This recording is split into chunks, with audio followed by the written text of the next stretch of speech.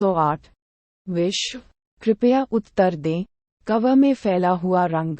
नामी, robin Hancock, रीजू ओटा और ताशिगी एक खूबसूरत चेस्टरफील्ड सोफे पर बैठकर एक साथ वाइन पी रहे हैं और उनके साथ 3 यॉर्कशायर टेरियर भी हैं। ये कलर स्प्रेड नए वन पीस उपन्यास हीरोइंस शीर्षक रंगीन को बढ़ावा देता है, जिसमें इन महिलाओं के बारे में लघु उपन्यास कहानियां शामिल हैं। अध्याय वहीं से प्रारंभ होता है जहां अंतिम अध्याय समाप्त हुआ था। ऑगुर और डेवोन को कैरिबू पर भरोसा नहीं है। कैरिबू का कहना है कि उसके पास बहुमूल्य जानकारी है। यदि वे उसे पढ़ाने के लिए लाएं, तो वह सब कुछ बता देगा। हम यह नहीं देख सकते कि इस अध्याय में कैरिबू ऑगुर और डेवोन के साथ जाता है या नहीं। नौसैनिकों को काटो। हम एगहेड में सभी 9 वाइस एडमिरल के नाम देख सकते हैं। अनाम वाइस एडमिरल हैं पोम्स्की, टोसा, अबन, हाउंड और गिलोटिन।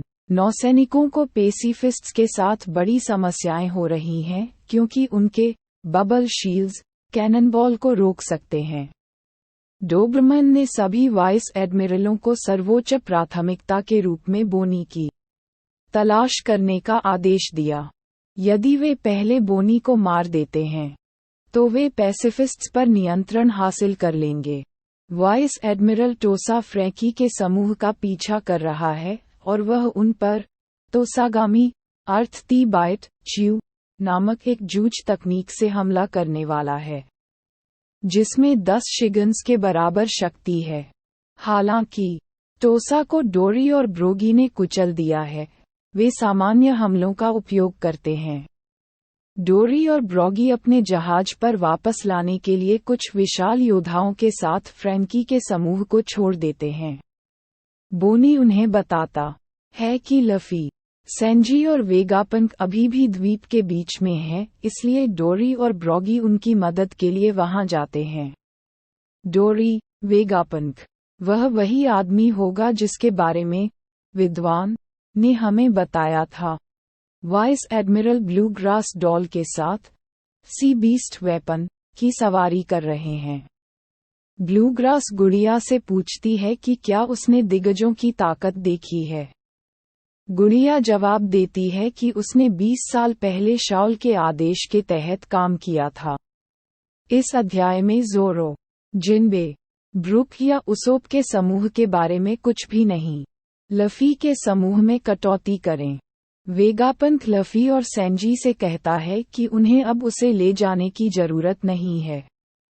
वेगापंक ने एक बार भागने के बारे में सोचा था, लेकिन अब उसने अपना मन बदल लिया। वेगापंक, एगहेड द्वीप पर कुछ है जिसकी मुझे रक्षा करनी चाहिए। वेगापंक लफी को बोनी की रक्षा करने के लिए भी कहता है। वेगापंक बोनी के बड़े होने पर पेसिफिस्ट्स पर उसके नियंत्रण को प्रकट करने की योजना बना रहा था। लेकिन अब जब हर कोई यह जान गया है, तो बोनी का शिकार किया जाएगा। शनि लफी का सामना करने के लिए लौटता है। शनि एक नए रूप में बदलता है। संभवतः यह उसका 100% प्राणी रूप है। शनि का शरीर बहुत बड़ा और मकड़ी जैसा है, जिसकी बड़ी बड़ी डरावनी आंखें हैं, और ऐसा लगता है कि अब उसके केवल पैर हैं, हाथ नहीं। सैटर्न लफी और सेंजी पर जहरीले लैग विप से हमला करता है जो टेंटेकल्स की तरह दिखते हैं। लफी उन सभी का मजाक उड़ाने से बचें। सेंजी वेगापंक ले जाता है और शनि के हमलों से भी बच जाता है। वेगापंक, ओह, अरे, मुझे लगा कि मैंने कहा था कि मुझे सेंजी रहने दो। सेंजी, हाँ, बस स्थिर रहो, रुको। अचानक किजारू प्रकट होता है और सांजी को लात मारता है। वेगापंक सेंजी की बाहों से गिर जाता है और किजारू अपनी हल्की तलवार से वेगापंक पर वार करता है। लफी देखता है कि क्या हो रहा है, इसलिए वह सेंजी को वेगापंक लेकर चलने के लिए कहता है। फिर लफी विशाल आकार में बदल जाता है। वह बहुत गंभीर है। ईपीआईसी के अंतिम दोहरे पृष्ठ में लफ़ी एक ही समय में अपने बाएं हाथ से सैटर्न का सिर पकड़ता है और अपने दाहिने हाथ से किज़ारू का पूरा शरीर पकड़ता है। किज़ारू को खून की खांसी होती है जबकि लफ़ी उसे पकड़ रहा है।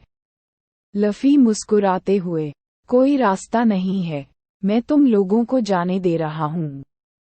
किज़ारू, संजी और वेगापंक अब लड़ाई से दूर हैं, हम दूरी में विशाल लफ़ी देख सकते हैं। सेंजी ये देखकर आश्चर्यचकित है कि वेगापंक अपने घावों के बावजूद मुस्कुरा रहा है। संजी, धिक्कार है। हे वेगापंक, अरे, क्या तुम मर गए? उस मुस्कान में क्या है? पंक रिकॉर्ड्स की लैब में कट। वेगापंक का चेहरा अचानक स्क्रीन पर दिखाई देता है और बात करना शुरू कर देता है। वेगापंक, हेलो, नमस्ते, परीक्षण, परीक्षण, विश्व विश्व, कृपया उत्तर दें। मैं डॉक्टर वेगापंक, प्रतिभाशाली वैज्ञानिक हूँ। जो संदेश मैं कहने जा रहा हूँ वह आप सभी को चौंका सकता है। लेकिन यही है इस दुनिया का सच्चाई। अध्याय का अंत। अभी शामिल हो।